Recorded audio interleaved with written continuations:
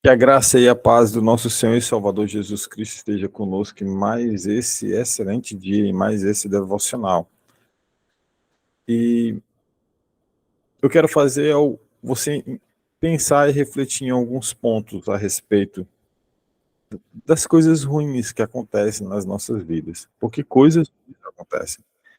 Coisas ruins acontecem. Uma parte dessas coisas ruins que acontecem nas nossas vidas é devido a Satanás e à obra dele, né? Outra parte se deve aos nossos pecados e às consequências do engodo que o pecado nos traz.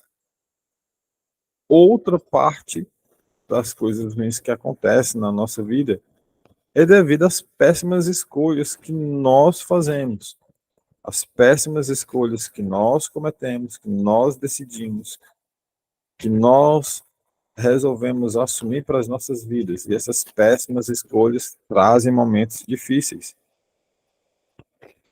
Às vezes, as coisas ruins que acontecem na nossa vida são até mesmo o próprio Deus a nos disciplinar para nos acordar do sono em que vivemos, da inércia em que nós estamos, para corrigir algum ato pecaminoso, para nos trazer de volta para o caminho, de volta para o centro, de volta com os olhos fitos ao alvo, que é Jesus Cristo, o autor e consumador da fé. Chega um momento nas nossas vidas que, diante dos problemas, por mais força que nós tenhamos nos nossos braços e que por mais capacitados que nós somos, parece que nada se move.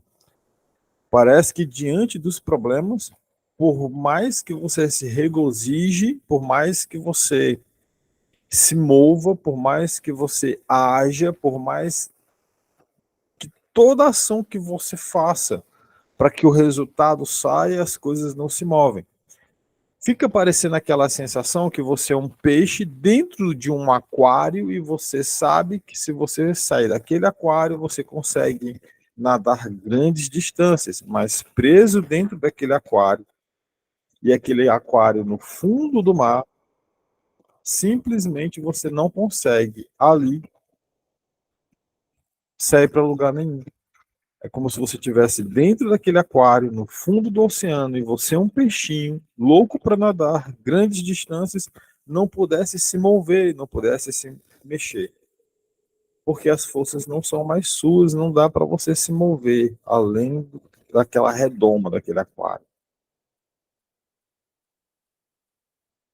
Simplesmente nós não encontramos explicação para justificar o que está acontecendo nas nossas vidas.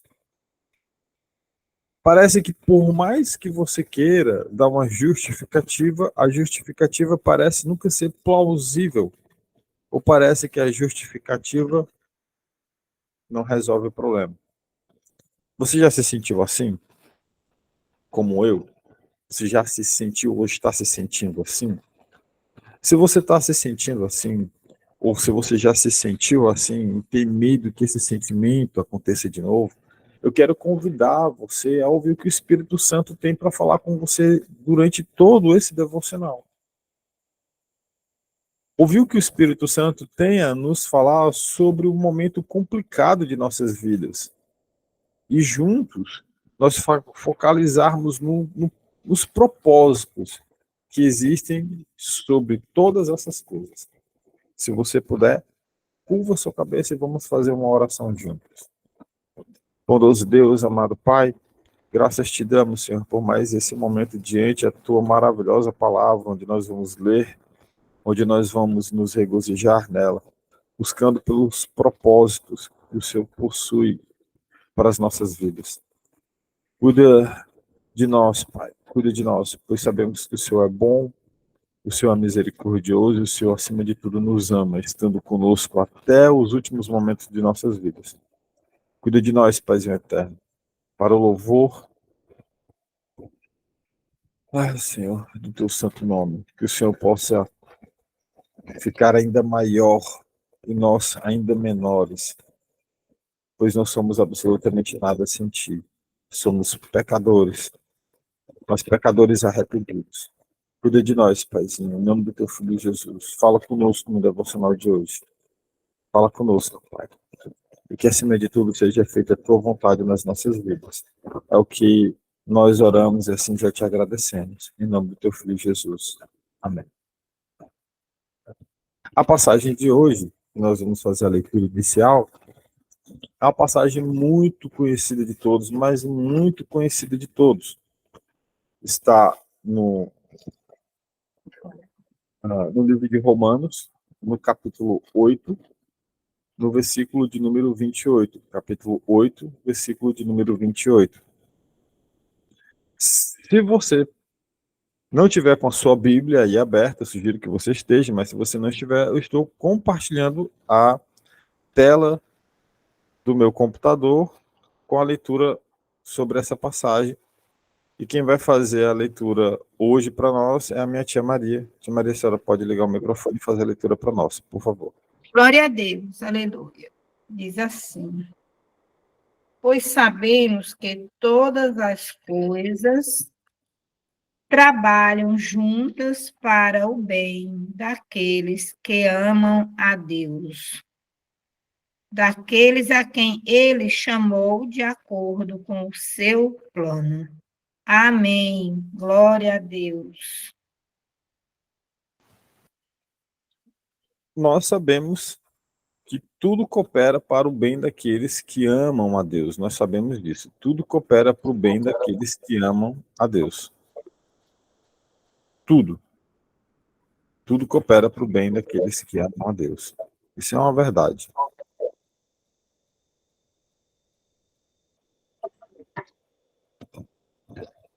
Isso é uma verdade. Tudo coopera para o bem. Tia Maria, desligue só seu microfone, por favor, tá dando uma interferência. Desculpa, meu filho. Tudo coopera para o bem daqueles que amam a Deus. Isso nós sabemos. Tudo. Só que é só isso o que tem nesse versículo? O que de fato o apóstolo Paulo quis falar, ou quer falar, ou que o Espírito Santo quer falar para nós a respeito desse versículo? Porque o que nós sabemos é que a vida é cheia de altos e baixos. Isso nós sabemos. Existem fases boas e existem fases ruins. Nem tudo dura para sempre. Nenhuma fase boa dura para sempre, nenhuma fase ruim dura para sempre. Nenhuma fase boa dura para sempre, nenhuma fase ruim dura para sempre. São momentos. Tudo passa na nossa vida. Há tempo para todo propósito debaixo do sol. Para tudo que está debaixo do sol existe um tempo. Às vezes nós podemos nos sentirmos perdidos no meio de tantos problemas, desanimados diante das dificuldades. No entanto, nesse versículo aqui, Paulo nos alerta e nos mostra de uma verdade incontestável. Incontestável. Isso é uma verdade incontestável. Incontestável. Tudo coopera para o bem daqueles que amam a Deus. Tudo coopera para o bem daqueles que amam nosso Senhor e Salvador Jesus. Tudo coopera para o bem daqueles que o amam. O apóstolo Paulo, ao escrever a carta aos cristãos aqui em Roma, ele queria transmitir uma mensagem de esperança e de confiança em Deus. Isso é claro, né? Mesmo em meio a tempos difíceis em que eles viviam lá, assim como nós também vivemos hoje. Ele, de certa forma, assegura que Deus está no controle de absolutamente todas as circunstâncias das nossas vidas, sejam elas boas, sejam elas ruins. E Deus, ele pode transformar o que parece ser uma situação desconfortável em algo bom. Deus, ele é sábio e ele é especialista em trazer vida através da morte. Aonde não há esperança, ele trazer mansidão, calma, paz. Deus, ele é sábio, ele é todo poderoso o suficiente para transformar um vale de ossos secos em um exército indestrutível. Ele é o Deus que restitui família, assim como a minha. Ele é o Deus que cura câncer, assim como aconteceu com a minha mãe. Ele é esse Deus que transforma o impossível em possível. Essa promessa não significa que tudo vai ser fácil, né? A verdade é essa. Até porque o próprio Jesus fala, nesse mundo nós vamos ter aflições, mas nós devemos ter bom ânimo, porque eu venci o mundo. Jesus fala, eu venci o mundo. Mas essa promessa, ela nos mostra que quando entregarmos as nossas vidas a Deus e buscarmos viver segundo o propósito dele, ele trabalha para que todas as coisas aconteçam bem para aqueles que o amam, para aqueles que verdadeiramente entregaram sua vida a ele. Às vezes, isso significa aprender com lições importantes através de lutas diárias e difíceis. Experimentar o crescimento pessoal ou espiritual, ou ser cuidado por um caminho melhor, às vezes dói. É o propósito. Às vezes nós queremos algo grandioso nas nossas vidas, mas nós não esquecemos de que para chegar naquele algo grandioso nós precisamos viver um propósito. É igual fazer uma viagem. Quando você vai fazer uma viagem para um determinado local, você vai ter que percorrer o caminho até chegar lá. Quer seja de carro, quer seja de ônibus, quer seja a pé, quer seja de avião, não importa, de navio. Até você chegar no local, no destino final, existe um percurso a se viver. Existe um propósito a percorrer.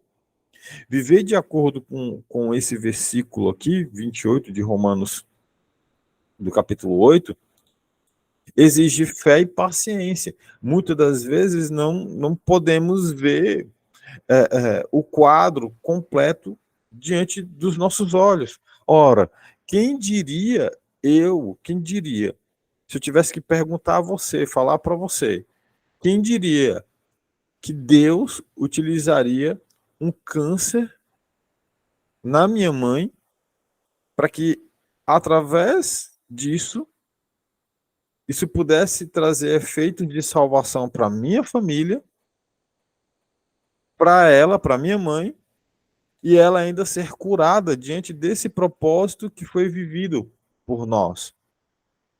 Nós vivemos isso, nós vivemos esse momento. Esse momento ele passou, foi um momento muito difícil, em que eu via minha mãe magoada todos os dias ao fazer o tratamento de rádio e químio. E foi muito complicado ver ela sendo maltratada por conta dessa doença e por conta do tratamento que ela fez, que foi muito importante o tratamento. Mas que se Deus não quisesse, ela não seria curada. E ela foi curada.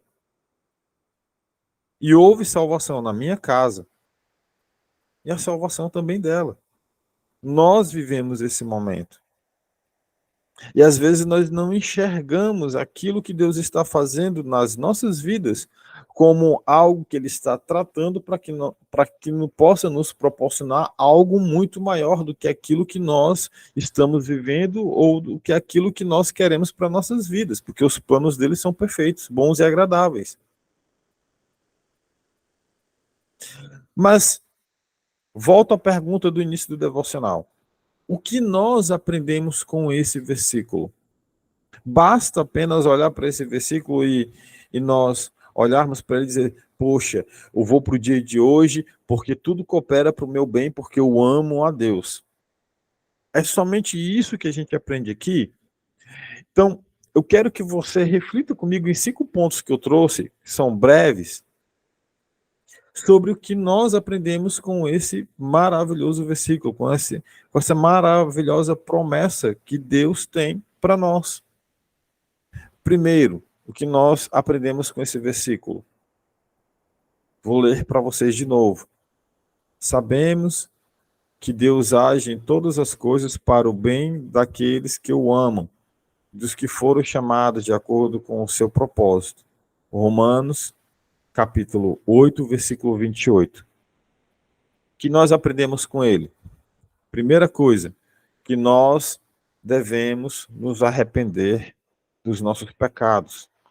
E o sofrimento que nós passamos nas nossas vidas é um chamado para que nós e outras pessoas, para que todos nós juntos possamos deixar os nossos pecados e a valorizar tudo que Deus fez por nós.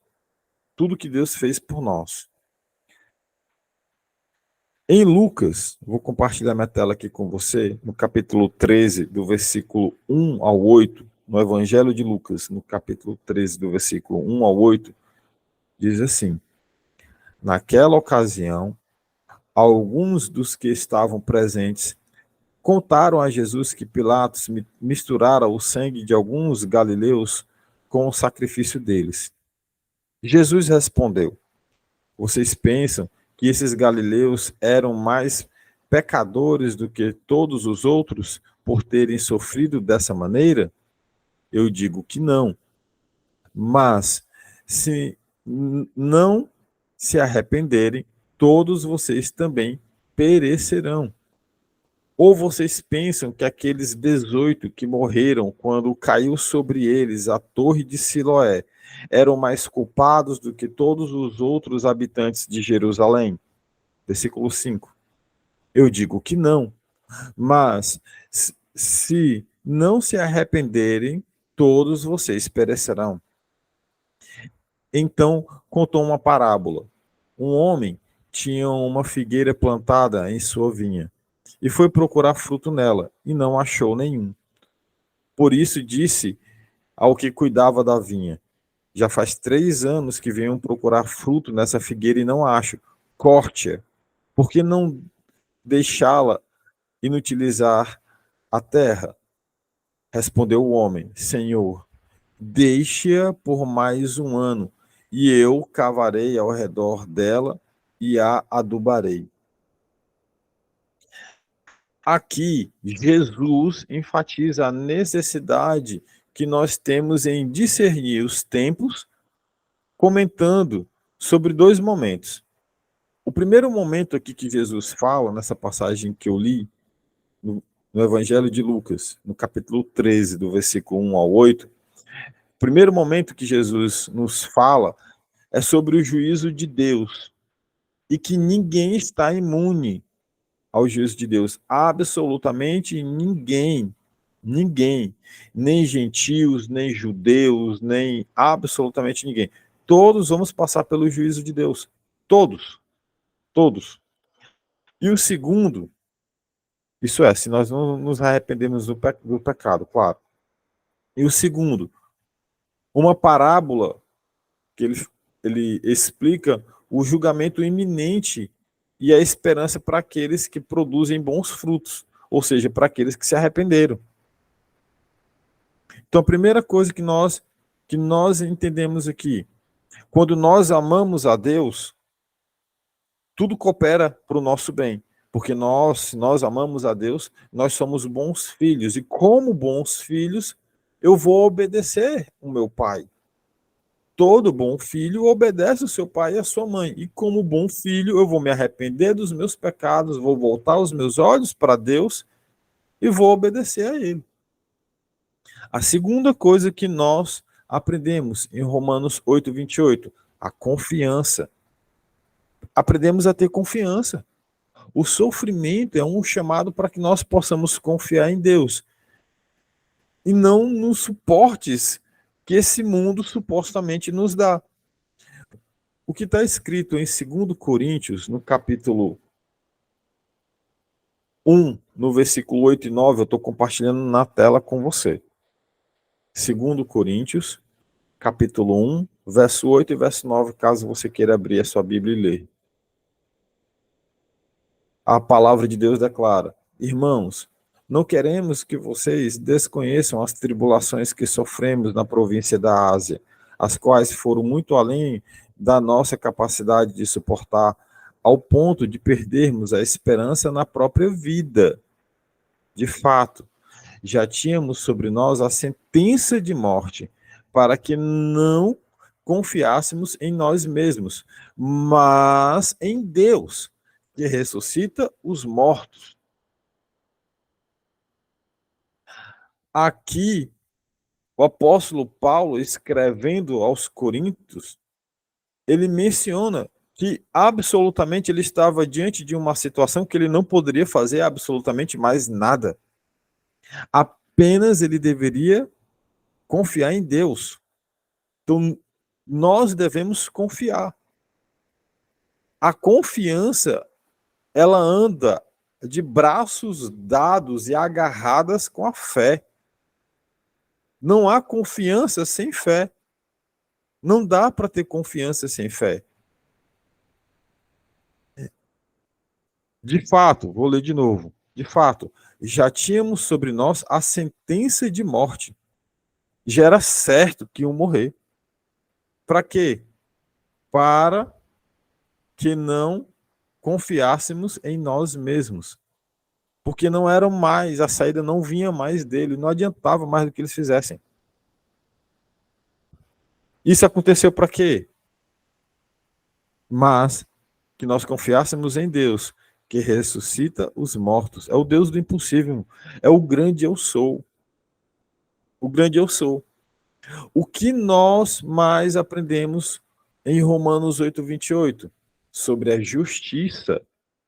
O sofrimento que nós passamos nas nossas vidas também é uma disciplina do nosso Deus amoroso, do nosso Pai Celestial, para que nós também possamos compartilhar a sua santidade, para que nós possamos viver com Ele. Afinal de contas, sem santidade ninguém vai ver a Deus. Em Hebreus, no capítulo 12, no versículo 6, Hebreus 12, no versículo 6, também uma passagem muito conhecida de todos, mas está aí na sua tela para você ler, fala, o escritor do livro de Hebreus menciona, pois o Senhor disciplina quem ama e castiga todo aquele a quem aceita como filho. Irmão, se você está passando por um momento de dificuldade, e se Deus permite isso acontecer na sua vida, se regozije, porque Ele te ama, Ele te aceita como filho. Você tem o privilégio de falar que é filho de Deus. Você tem o privilégio de falar, eu sou filho de Deus, Deus me ama, e Ele está com isso me disciplinando para que eu possa ir para um nível superior, para que eu possa ir para um nível além. Eu estou vivendo o meu propósito. Enquanto eu estiver no meu propósito, eu preciso aprender algo sobre isso. Ele é justo. Porque toda justiça, toda disciplina nos traz uma recompensa. Sempre quando eu e a minha esposa nós castigamos os nossos filhos, é para que eles possam melhorar. Tirou nota baixa do colégio? Tira o celular, põe para estudar mais. Para quê? Para que eles melhorem, para que eles tirem notas melhores, para que eles possam melhorar. Então nós recebemos o nosso galardão. É exatamente essa a quarta lição. Então a primeira coisa que nós aprendemos sobre Romanos 8:28, que nós devemos nos arrepender. Segundo, que nós devemos confiar. Terceiro, sobre a justiça de Deus, pois ele é justo com aqueles com que ele ama. Quarto, para recebermos a nossa recompensa, nosso galardão. O sofrimento, ele está operando para nós uma grande recompensa no céu, que é 1000 vezes melhor do que qualquer coisa que nós tenhamos aqui. Em 2 Coríntios, no capítulo 4, no versículo 17, estou compartilhando com você a tela novamente, mas se você puder acompanhe na sua Bíblia, na leitura da palavra, Segundo Coríntios 4, versículo 17 diz: pois os nossos sofrimentos leves e momentâneos estão produzindo para nós uma glória eterna que pesa mais do que todos eles. Irmão, nenhum sofrimento aqui se compara com a glória que nós teremos no porvir. Quando Jesus voltar, nada, nenhum sofrimento que nós possamos passar aqui, por pior que seja, vai se comparar com a grandiosidade do que Deus tem preparado para nós na Nova Jerusalém, em um corpo incorruptível, onde não vai haver mais morte, nem sofrimento, nem ranger de dentes. É um grande galardão. Cristo colocará uma coroa na nossa cabeça. Então nós aprendemos, primeiro, que nós devemos nos arrepender. Segundo, que nós devemos confiar. Terceiro, que nós devemos entender que Deus está praticando a justiça dele para conosco.